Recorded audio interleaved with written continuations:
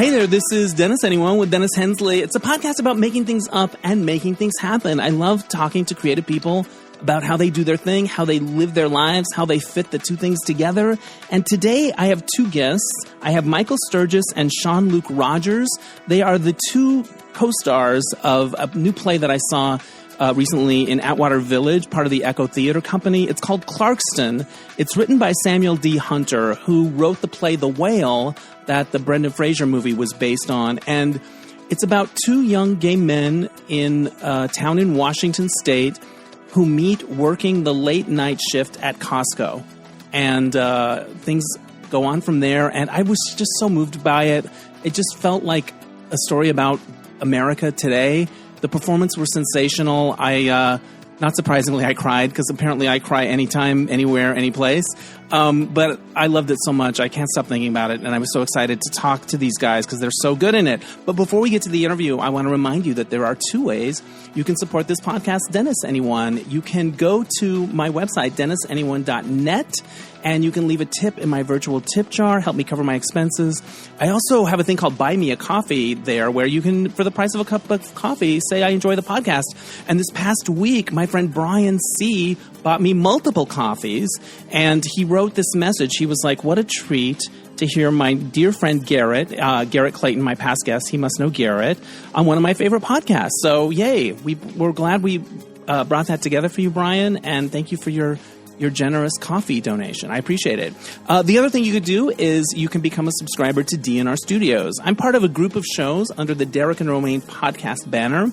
All these fun gay shows, and for a monthly fee, you get my show early, and you get all these other great shows. So check it out at dnrstudios.com. I also want to mention that this is the last podcast that'll go up before the 20th anniversary show of the Mismatch Game. That's at the Gay and Lesbian Center here in Los Angeles, the Renberg Theater, on September 28th, the day before my birthday. And the next day, folks are going to go see Dazed and Confused at Vidiot's. It's open to the public. So if you're hearing this and you know me and I haven't reached out to you about it, show up. And if you don't know me, show up anyway. It's going to be a blast. That's how I'm celebrating my birthday on the 29th. But go see the Mismatch Game. It's going to be the 20th anniversary show, a big deal. I can't believe we've been doing it for 20 years. All right, that's enough for the plugs. Here now is my interview with Michael Sturgis and Sean Luke Rogers from the play Clarkston. Joining me now are two of the actors from the play Clarkston, Michael Sturgis, who plays Jake, and Sean Luke Rogers, who plays Chris. Welcome to the podcast, guys. I'm so happy that you're here. Thanks so much, Dennis. Glad to be here. Okay, so I saw the play on Sunday. I was emotional. I was so emotional in it. I'm very emotional now in my life generally. I'm not sure why. But I cried. I started crying when Sean, your character Chris, talks about his dreams of being a writer, and then I just cried through the rest of the show. So that's probably like a good hour. Yeah, it's 3, I think, where that happens. So my question to you guys with that is, do you hear people in the audience get emotional because you're so close? Do you hear the reactions? I'm sure you hear like, or just things like that. What do you pick up when you're doing the show that close? Yeah. When the audience is that close, there's an intimacy that's just so wonderful. And there's an exchange of energy too, that's so palpable. I always say, like, when we get on stage and we're nervous, and then at least I'm nervous. And then once we get our first big laugh, I'm like, okay, we're all right. We're in the pocket. Things are going well. And then of course you hear the little sniffles, later on, and it's very affirming. But yeah, the energy transfer is just great. It's wonderful. What about for you, Michael? How aware are you of things happening in the audience, specific things?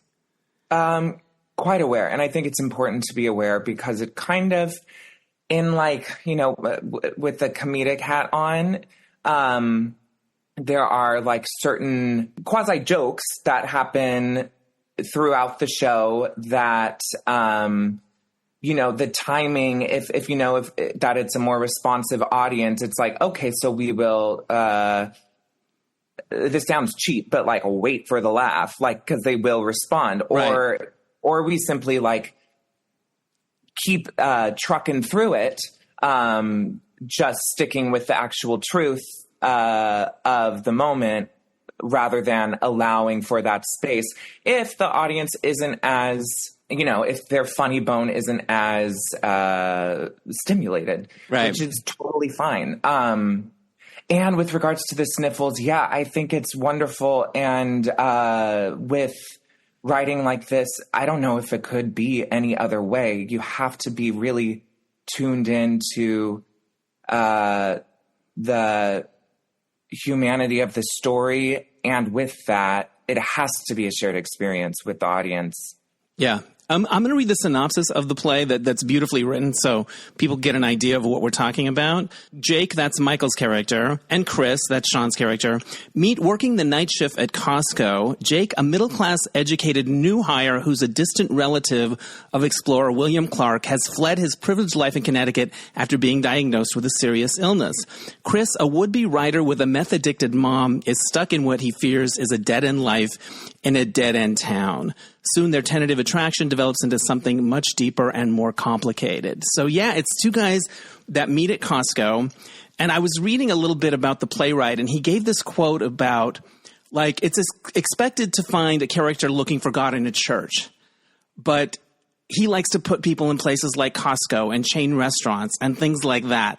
When you first read the play or heard about the project, what grabbed you? What spoke to you about it? And let's start with Michael. I think the setting was, really stood out. And our set designer, Amanda Kneans, does a really great job with the sparseness of the space. It's an industrial parking lot for half of it. And then the other half, there's this grotesque looking Costco shelf. Right. That is such a representation of the daily grind of, living in America, of capitalism, and the conversations being had in these spaces that, touch sometimes on something divine that, exactly, I love that quote from the playwright, would normally be in a church or something. But at the same time, they don't ring untrue. No. That they're placed in a Costco. They're just as deep. They're just as valid. They're just as searching. It doesn't have to be a college literature class or a philosophy class or a church. It can be Costco. Sean, what grabbed you about the project when it first came on your radar? Yeah, well, when I first read through the play, just as an actor, I was attracted immediately to the style of the writing. It was so conversational, which is such a boon to a performer. There was something about the writing that was so raw and so real. There was nothing melodramatic about it, so I was attracted to that, of course. But then the actual story is so tender, and there's such a tender humanity to it, and a tender humanity to every single character in the play and in the story. And I love the conversation we've already been having about the setting and Costco and the story of William Clark. It's these shared mythologies, these shared legends, these shared stories that we need to hold on to sort of get through the day-to-day monotony that Costco so perfectly represents. And Sam Hunter is so good at highlighting stories about people that often don't have stories written about them, and about places that don't always have stories written about them. And this play is a great example. It reminds you that wherever you look around you, the people that you see working in Costco and walking down the street, everyone's lives are these constellations of complexity and humanity, and you don't know the half of what's going on with any given person, and all the things that they're struggling with and going through, and the dreams that they have. And I think this play does such a good job at highlighting that stuff. Sam Hunter is the playwright, and he wrote The Whale, which was adapted into the film with Brendan Fraser that was a big awards favorite a couple of years ago. You both work in Costco. I worked in Crate and Barrel for not that long ago as like a holiday job. I needed extra money. I got really good with that box cutter. I was like, bam, bam, bam. But I was afraid of the baler. I don't know if you guys did any research into the baler. It's where the empty boxes go into a baler, and then you have to smash it down and tie a thing around it. It's very heavy equipment. And I was like, for the first few months, I was like, you have to do the baler. I can't do it. But then I conquered the baler, which is that's neither here nor there. But the Costco of it all, I understand you guys went on a field trip to Costco. Is that right? Yeah. What was it like? Yeah. Which one did you go to? Los Feliz Boulevard. Okay. Yeah. Yeah. We needed some props, first of all. So the things on the pallet, like the little bites, the muffins, like we just needed to buy those things. So right. So you all went. Did you talk to people that work there? Or was it just like a shopping trip with, a keen eye? A little. I mean, Costco's are always so busy, especially in LA.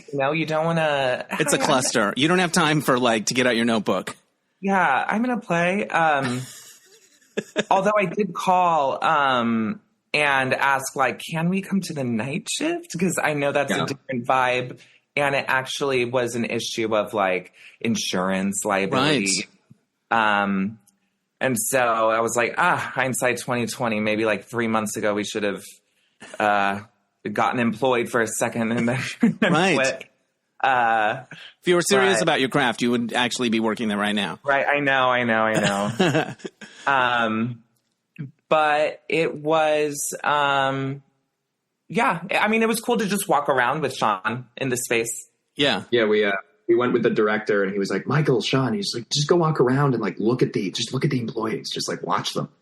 So we were at the ends of the aisles, kind of staring at people unloading pallets, trying to be inconspicuous, but it was fun. Well, Sean, you've been there for a while in the place, so you have to look like it's second nature. Right. Exactly. Yeah. So I kind of love that. Now, did you guys, when you were auditioning, did they pair you in different groups, or did you guys meet before you were cast? Was that part of the process? So we, the Echo has sort of bi-weekly readings internally. Right on. As part of the process of looking at plays. And Sean and I were part of the private reading. And so was Tasha.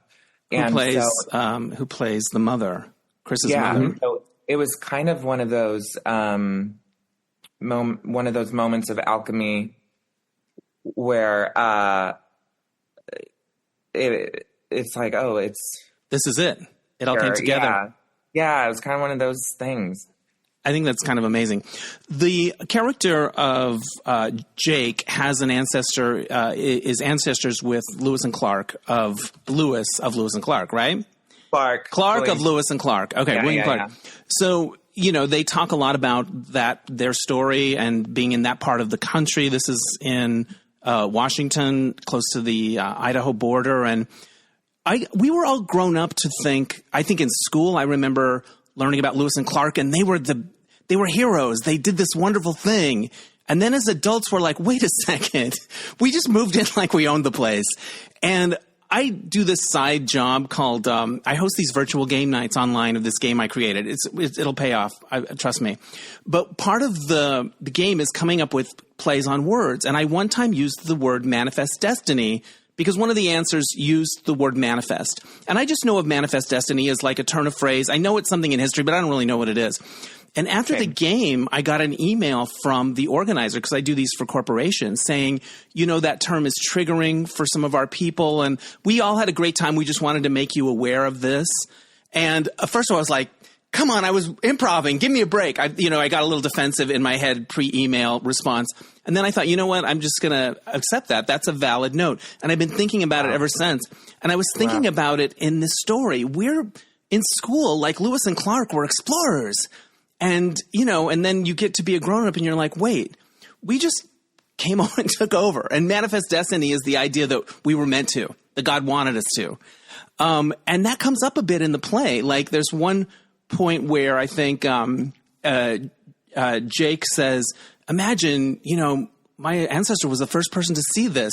and I think the other, Chris says, well, besides the Indians, right? So that is a part of the story. I guess, can you talk a little bit about the Lewis and Clark of the story and how you think it fits in and resonates with today?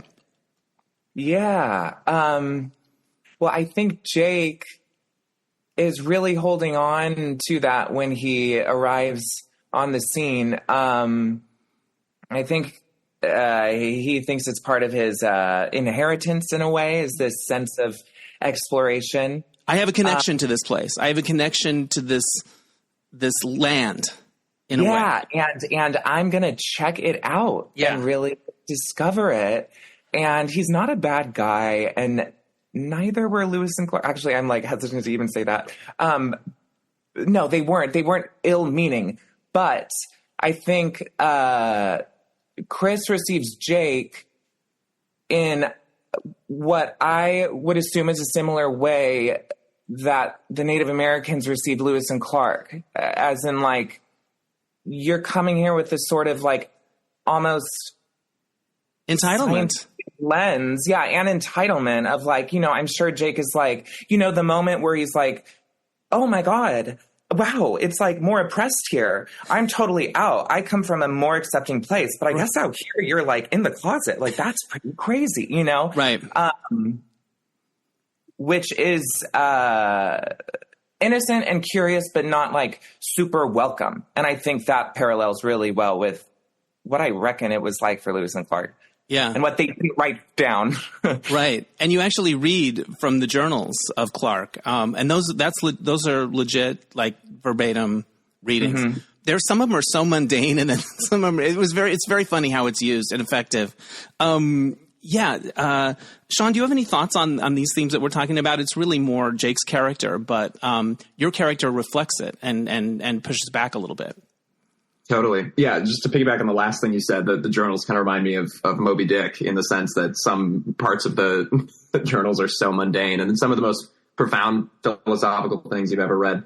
But yeah, I think the themes of Lewis and Clark are so poignant in this play, because, you know, we all want to believe that we're part of some grand narrative and grand story and grand adventure when we think about our future and our dreams and what we want to accomplish. And my character has a tirade in the play where I talk about how Lewis and Clark were kind of jerks, and Clark had a slave, and they would go to Indian tribes and say kind of nasty things in retrospect. But, and it's reflected that, yeah, we know they were kind of jerks, but we like what they represent, or the ideal of who they are. And that's what we look back fondly on. And, you know, not to get too political, but we're in such a state right now where we struggle to sort of be, at least, you know, proud to be Americans, what that means in our place in the world right now. And it's very relevant. And it's these ideals that maybe are somewhat lies, but we have to hold on to them because they're ideals to aspire to. You know, what else are we going to do? Yeah. I keep thinking of this James Baldwin quote. I did a deep dive into him a few years ago for a project, and he said something like, I wouldn't want to be white for all the tea in China and all the oil in Texas, because I wouldn't want to live with all those lies. And I think about that sometimes, especially in the current moment. You talked about the way the script is written. They sent me the script, and there's a lot of lines that just trail off with dashes, which is, you see sometimes in plays, but there's a lot of that.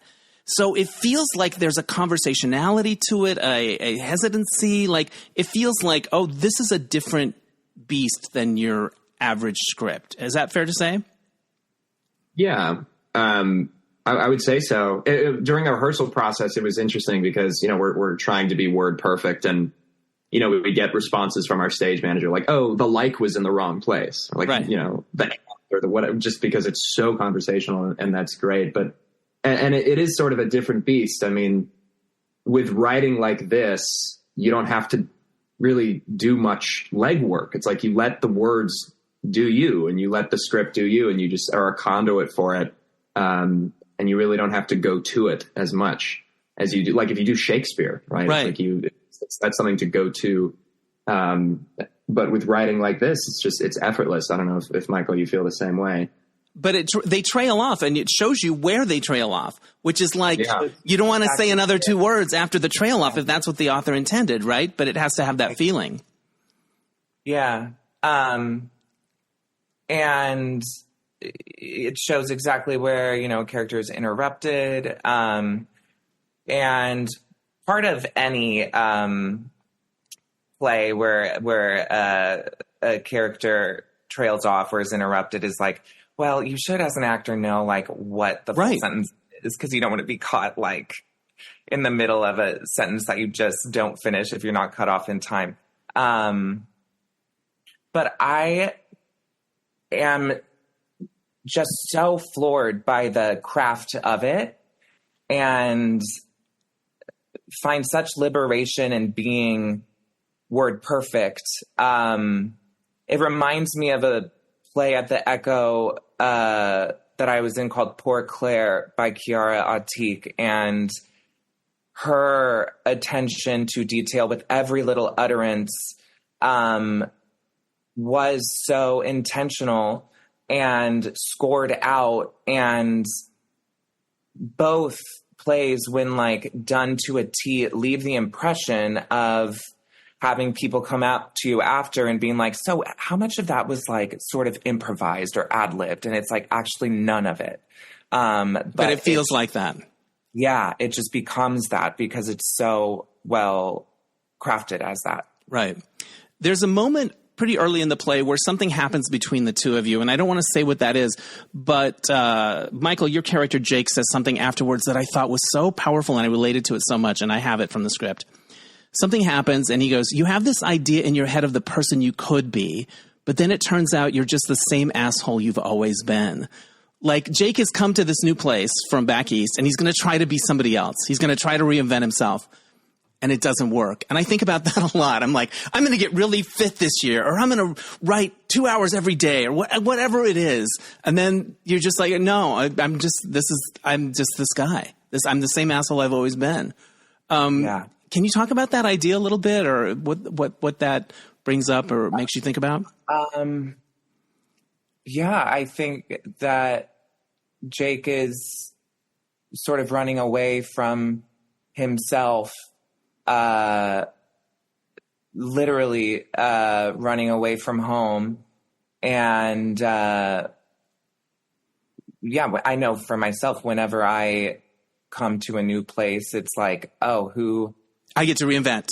Yeah, no one knows who I am here. This is really cool. It is really one of those wherever you go, there you are moments. Yeah. It just landed. I just felt it so much. Yeah. Oh, good. Yeah. I think his being drunk in that scene allows him to be so honest. Yeah. So quickly after that clumsy interaction between the two of them. The third character in the play is Chris's mom, Trisha. So, Sean, I noticed in your bio, you thank your mother for her support, your own mother for her support in your endeavors. And your relationship with your mother in this piece is so powerful. There's something heroic to me about Chris. Like, I want to be Chris when I grow up. Like, he's trying to take care of everyone around him. He's got his own dreams. And then sometimes you just feel like the obstacles are too great. Can you talk about the scenes with dealing with the mother character, and she's cleaned up from meth supposedly, but we don't quite know, and what those were like to do? Yeah, absolutely. Really quickly on Chris. I mean, one of the things that I've talked about this before. One of my favorite thing about him is that he is just fundamentally kind. He is just fundamentally at his core kind. And I love embodying a character like that. I mean, at the start of the play, when Jake and Chris meet and Jake sort of kind of dumps all this baggage on Chris, he's kind of averse to it at first, maybe a little reluctant, but he just can't help himself from reaching out and starting to support and protect Jake. And how that manifests in the relationship with the mother is, we have these two people who love each other so much and so fully, but they're kept at an arm's length by one external factor or the other. And it was really wonderful to work with Tasha in those moments. I mean, she's such a lovely human being. And, her and I, we did a lot of work together on filling in kind of mad-libbing our past as characters. Like, what are the gnarly things that happened due to her addiction, and why did I move out? Sort of a lot of imagination work about all that. And that really helped inform those moments. But also fundamentally at the bedrock of it was, this is a mother and son that care so deeply for one another, and in some ways have imprisoned each other in this situation because they can't help but care for one another. And of course, I won't spoil what happens in the play, but things in the play allow Chris to make some decisions that he may have not made before. And it was really great to discover that as an actor and as a character, what would motivate someone to finally make change in some ways. Yeah, it's beautiful.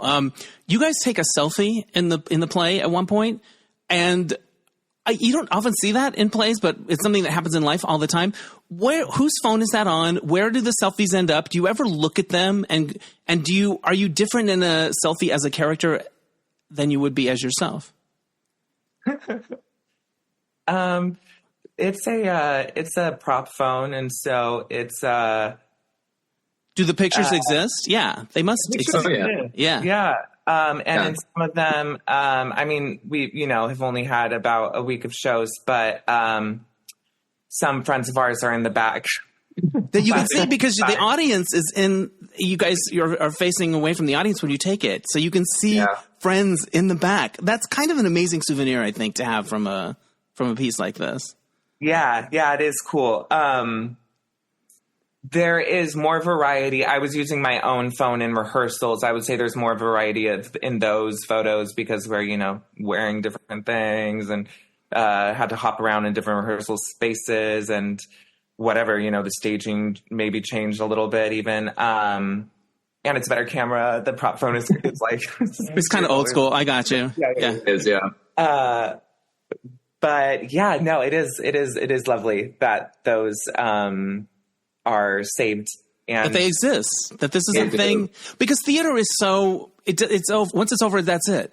But there's a little something to remember. Oh, that's what the theater looked like. Oh, that's the night my friend was there, whatever it is. Yeah. Sean, any thoughts on the selfies of it all? Yeah, it's kind of beautiful. I will say as a performer, it's like when you're up there on stage and you kind of lose yourself in the moment, whatever it may be. And then suddenly you take a selfie and you are like, oh, that's my face. It's kind of like looking in a mirror out of nowhere. And it's like, is that Chris or is that Sean? Like, I don't really know. Yeah, it's kind of a jarring experience in some ways. And then of course I won't say what it is, but I have to imagine there's something else in the background of that photo in that moment. So that's an interesting sort of intellectual exercise too. Yeah. But it's great. You'll see like an old guy in the front row or some guy's asleep, like passed out. Yeah, you see him, you're like, dude, it's fine. Don't worry. It happens toward the end. You're like, we're almost out of here. But it's good. It's nice because Chris is a little uncomfortable in that moment. So the uncomfortability of that for me in reality is aided by the character and the scene in the moment. So it's nice.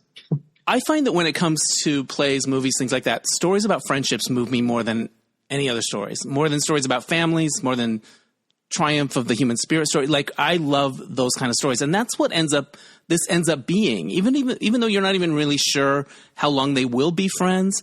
Can you talk about that part of the story and also the bond you guys may have felt as actors working on it together? Yeah. It does feel like the connection between these two characters is more laid bare and vulnerable than a standard romantic relationship even. And we've discussed that Chris and Jake likely do incorporate the sexual element eventually in a way that, I mean, you see them try to at first. Right. It's part of the story, but it isn't the basis. It really isn't. And I love that you see that they try to have it in that order first, because in gay culture usually is, Yeah. Usually, hey, I like you too, let's hook up. Right. And yeah, I agree. It's that friendship element of it, of truly seeing the other person and admitting each character's need for the other is really beautiful. And it's kind of meta, because to get through the play, I really do need Sean moment by moment. And so having those two things exist at the same time is really neat. I love that. What do you think about it, Sean? Yeah, I mean, I want to echo what you said. I love stories of friendship, because friendship kind of, it's like you don't have the obligations to a friend that you do with a family or a significant other. It's like with a friend, it's like I'm choosing to have you in my life. I want you in my life simply because you make it better, or we give something to one another that we don't get from anywhere else. And I think that kind of obligation is really special. And we see that develop in this play. Chris and Jake connect on a level that's so much more fundamental than, it transcends, I think, sexuality and the emotion. And it's just like they are two human beings, two lost souls, two oddballs from different sides of the country, from different backgrounds. But they connect in a way that's really wonderful to see. And it is really, really great to be able to just fully trust Michael on stage, like I have since day one, and know that he has my back, and we succeed together and fail together. And that bond is wonderful as an actor to have. And they both do things that they wouldn't have done if the other one hadn't been there to push them. Mm-hmm. Like things that they needed to do, but they wouldn't have done without the other one. As I said, I got emotional watching it. I came home and I was kind of had a hangover from it. Like one of those crying headaches. I know, it's like I'm that guy. But anyway, what must it be for you to go through it? What must the hangover for that be like? Because there are some really emotionally raw moments, earned, but it's it's not a Neil Simon comedy. It's much more raw, right? What's it like afterwards? So I've done a lot of comedy, and I would say that comedy, I think, is like inherently more pleasurable, or maybe it's just not as raw. And yeah, I've seen interviews throughout the years of like, I don't know, Nicole Kidman saying like, when you're acting in a trauma in your head, that it's fake, but the body doesn't know. And it's like, I never really experienced that for myself until this play. I get it now. Yeah.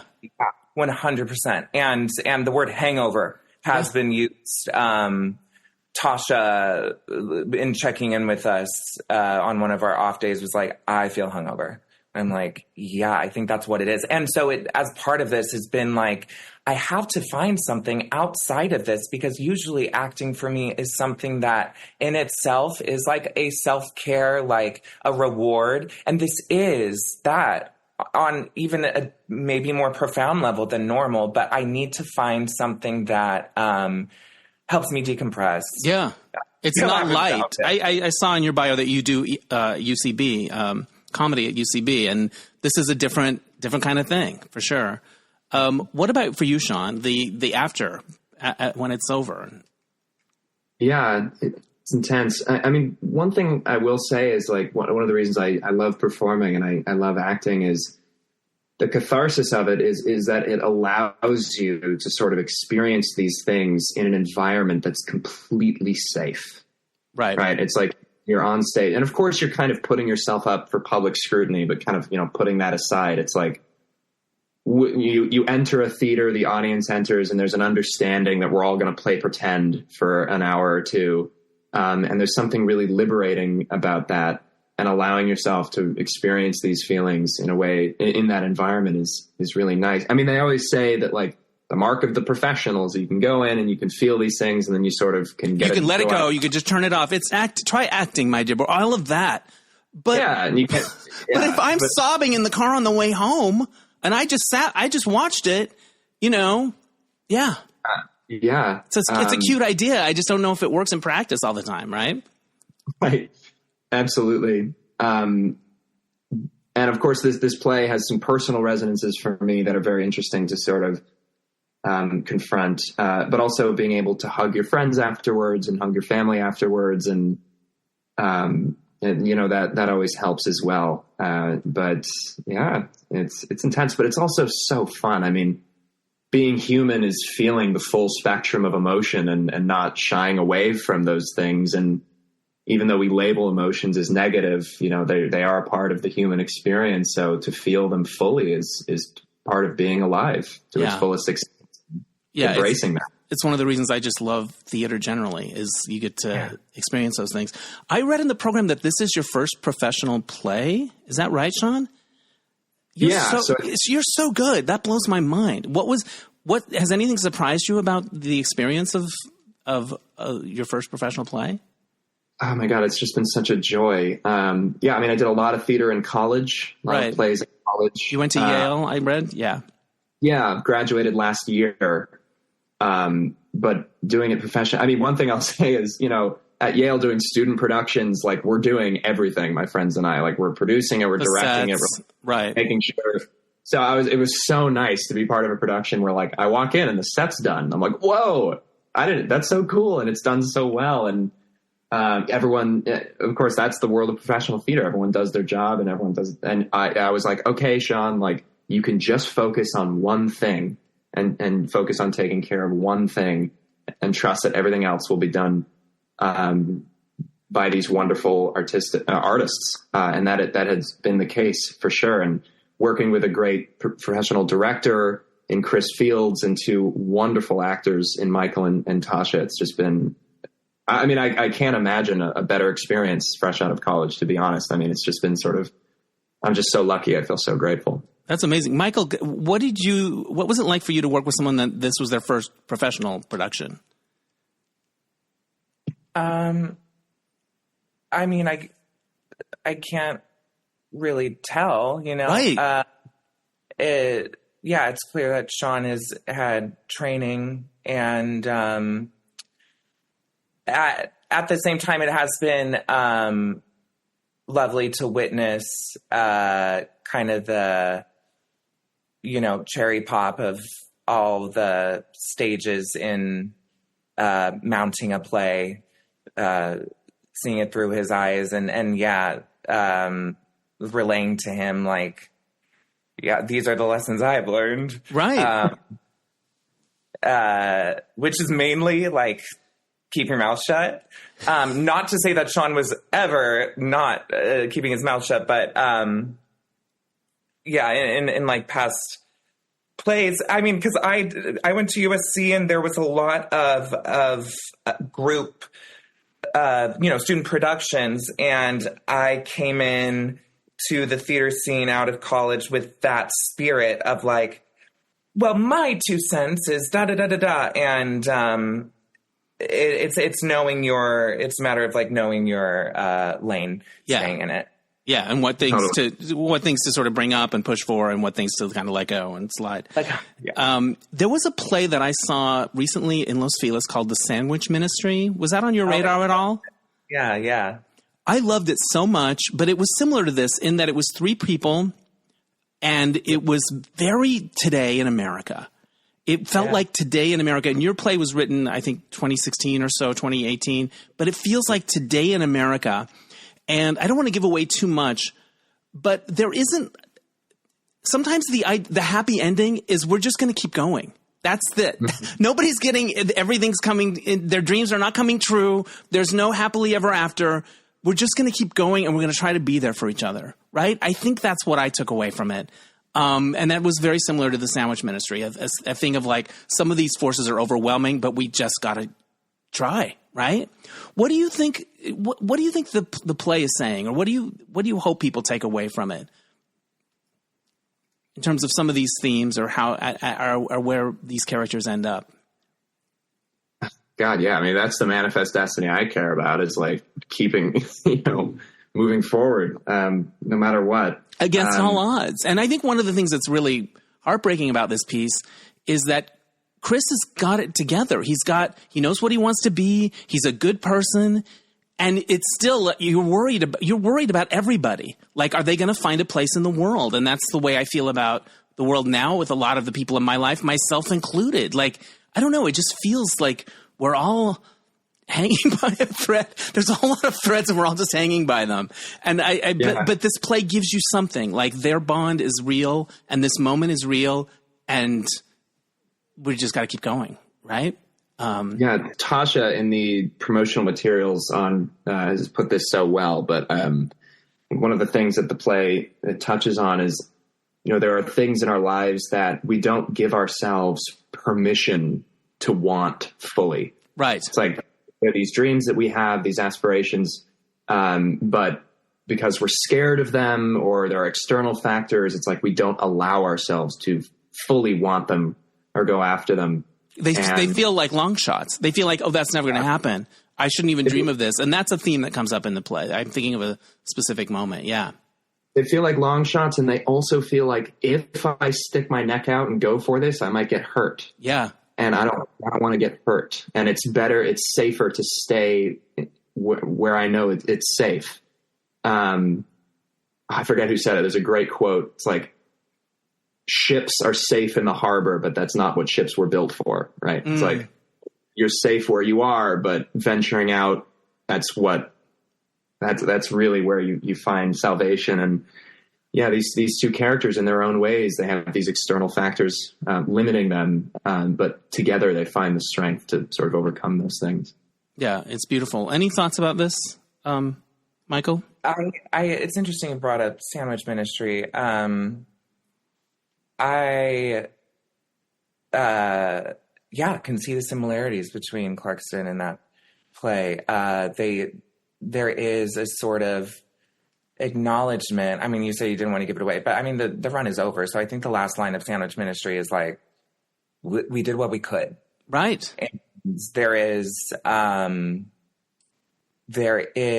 some comfort in that. But there is also a little bit of agony in that.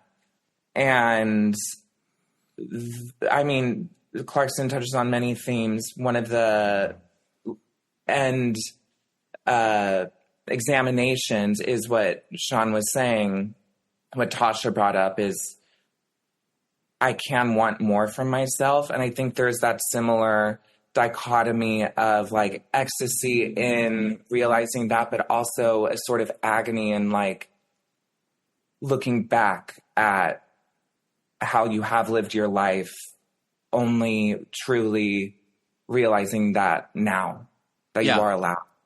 Yeah, that you could give yourself that permission. Kind of haunting. Yeah.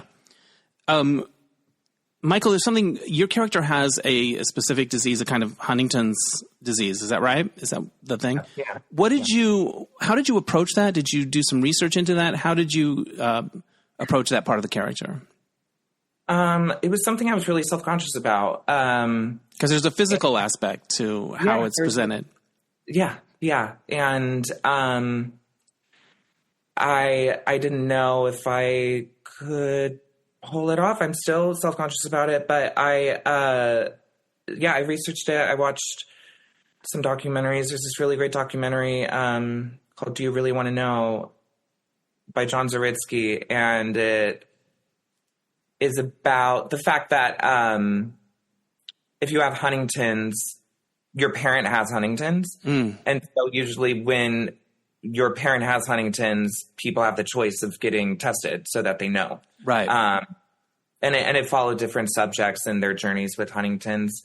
I also lost about 15 pounds. I didn't set out with that. I think if I had said to myself, like, Michael, you should lose 15 pounds, I wouldn't have done that. But that's just sort of what happened. And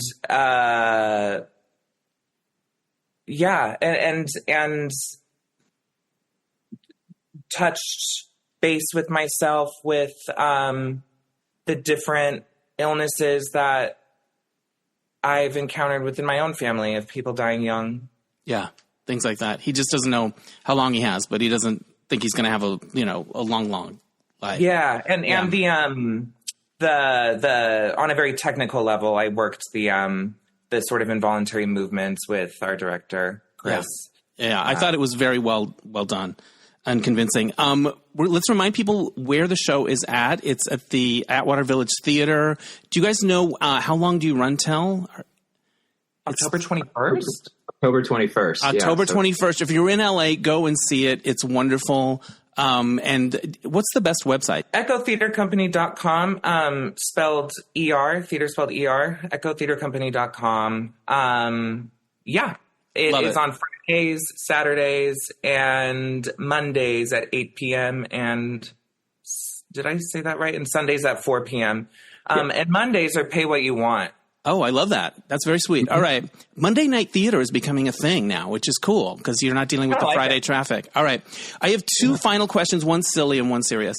Silly question first. What do you get at the Costco food court thing? We went, and I really gluttoned out. I got the... You can glutton out and spend like $6. That's the beauty of it. Yeah, I got the $1.50 hot dog and the chicken. You got the chicken bake. I've never had the chicken bake. Yeah, I hadn't either. Thumbs up? Yeah, it's pretty good. You liked it? Yeah, it's like $3 too, so you really can't go wrong. Yeah, you can't. You really can't. I also like their yogurt soft serve situation. There's a lot of good things. What about for you, Michael? I will go with my bestie Eli for a genuine dinner to the food court. So you do multiple courses. I mean, usually we're turning up at like the last second, so we got to like get it all in at once. But I like the pizza. I'll get a pizza slice. They have like a healthy option now, which is a salad, but it's like $7. Well, the pizza. Here's the thing: the pizza's like $1.85, and the salad's like $7. And like, I know, I'm on a budget. I'm a girl on a budget.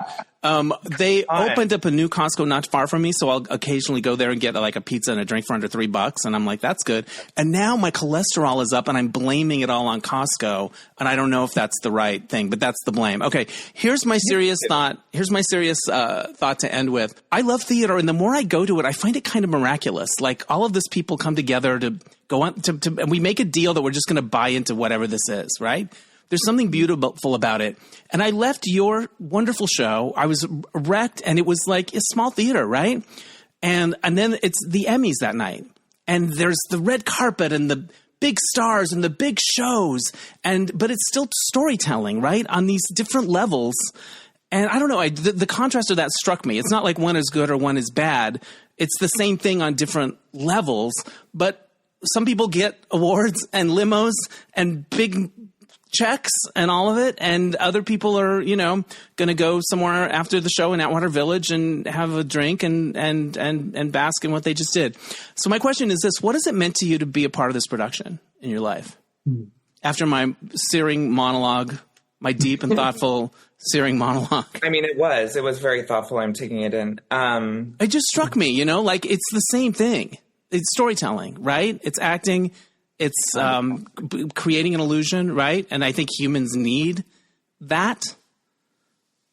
I think also, though, to an extent, the Emmys is creating an illusion of like a healthy industry. That's the thing. That wasn't lost on me either. There was a purity to what you were doing. And this was business in a way, with art that pops through, right? Yes. It was just a bit of a whiplash of an evening for me, if I'm being honest. I love when I get to do TV. I'm so grateful for when that happens. And it is its own thing that I'm looking forward to doing more of in this like sort of fractured relationship that we've all had with the industry in the past few years. Theater always feels so inconvenient to do in lots of ways. The small theater usually has a budget.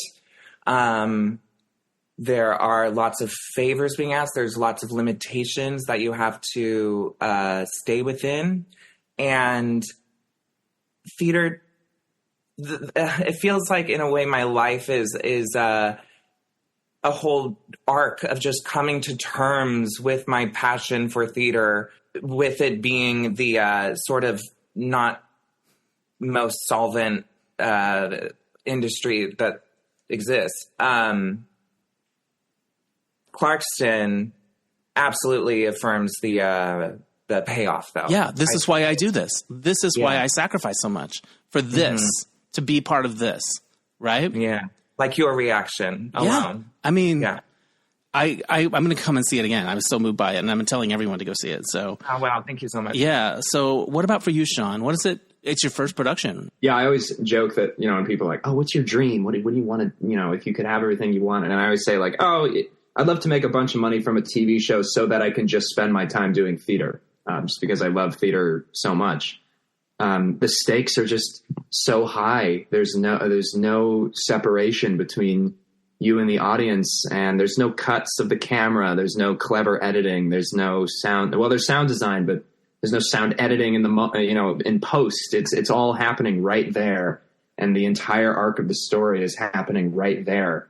And there's just something so incredible about that. And yeah, I mean, we've been storytelling for tens of thousands of years, and it's a part of who we are. And to be a part of that story is great. And things like the Emmys, it just, with all its glamour, and it just shows how much value we put on storytelling and the entertainment industry. We need it to thrive. We need the distraction. We need the escapism. We just require it to get through the day to day.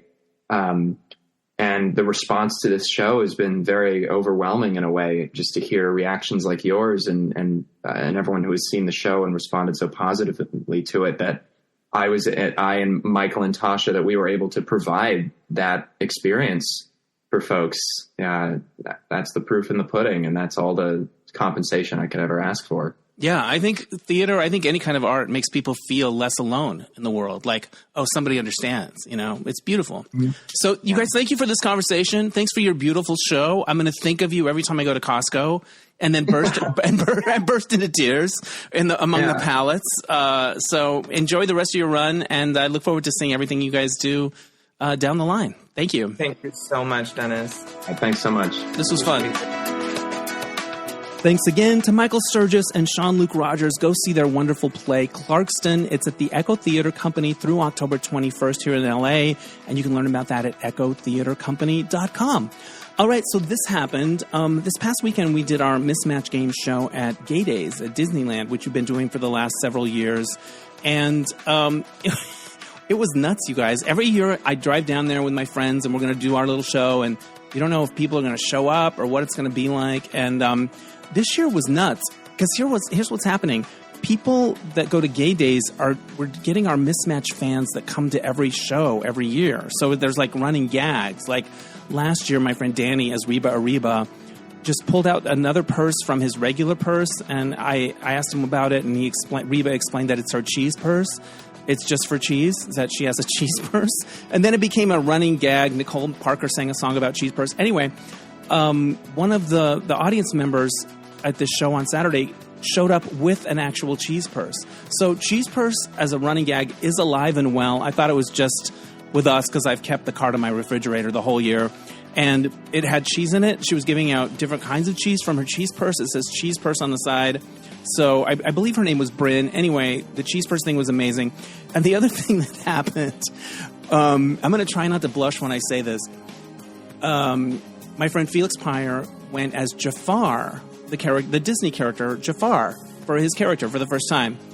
And I don't know how I got this in my head, but I somehow thought that Jafar was from Lion King.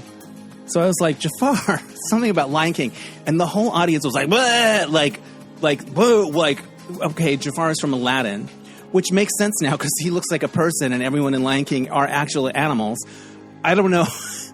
and I could feel the audience like yelling and booing at me and and my face went flush. Like, there's sometimes you're on stage and you're performing and you're like, I'm a little embarrassed or whatever. And then there are other times when you literally have a physiological embarrassed reaction. My face went totally red because I thought Jafar was in Lion King.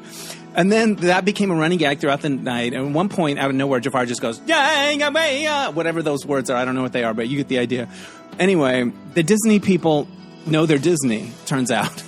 But it was a great crowd. We had a great time. And, you know, it's one of those things where let's see how this goes. And we put our best foot forward, I think, and it ended up being great. Oh, and then afterwards, we went to Chili's. And because I fucking love Chili's so much. The chips and salsa are the best. So, Danny is Reba. He's riding with me and Danny and Felix.